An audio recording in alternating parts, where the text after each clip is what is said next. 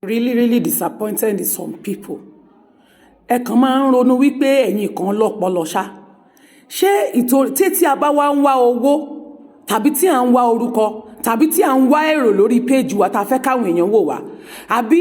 àwọn tí wá fi àbí depression ti jẹ́ kẹ́yìn kan sínwín àwọn tí ò dẹ̀ ní depression lẹ́dọ̀ ní depression o àwọn tí wọ́n fi ọpọlọ wọn sọ̀rọ̀ lẹ́ máa sọ pé wọ́n ní depression àwọn lórí wò pé and I'm very disappointed. I'm really disappointed in some bloggers. They will call themselves I'm a big blogger, I'm a kíní kan, mo ti wà tipẹ́ àti jọ bẹ̀rẹ̀ ẹ̀yin ìwó lẹ́sẹ̀ dé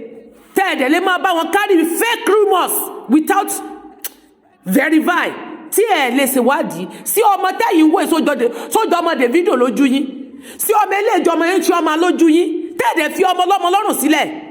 That is why I came out yesterday to explain some things, but people don't want to understand. They don't want to listen to the truth. Ẹ like kẹ́ ẹ máa parọ́. Èmi dẹ̀ mọ̀ pé ọ̀pọ̀lọpọ̀ yín fi ń wá oúnjẹ tẹ́ ẹ fi ń wá.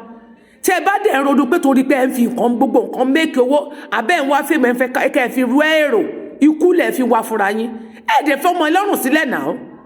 Ẹ fọmọ ẹ sílẹ̀ náà. Sọmọ tẹ́yìn rí sójú ọmọ davido tí gbogbo yín mo tún rẹ́yìn tẹ́ ẹjọ́ original blogger táwa wò níwájú tẹ́yìn náà tó ń gbé first news ṣé Jeremiah ó papọ̀ mọ́ Infeanyi Adélékè ni ó papọ̀ mọ́ Jeremiah lọ́mọ ilé ọmọ yín ò lè rìn rárá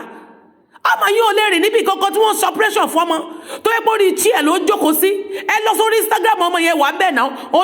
ní mo fi síwájú yín bíbá tí mo post sí bíbá ẹ̀ sójọ́ jẹrí sójọ́ ọmọ chioma ni ẹ̀yin tẹ́lẹ̀ pé ẹ̀yin ní blogger dẹ̀ gbé first news fake news kiri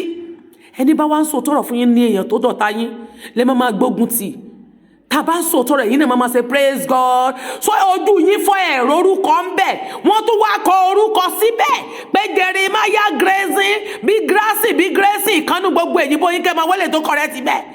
ẹ̀ẹ́dẹ̀ torí orúkọ tó fi sísànlẹ̀ still náà tún sọ pé praise God kí ló dé tẹ́ ń ṣe èrè náà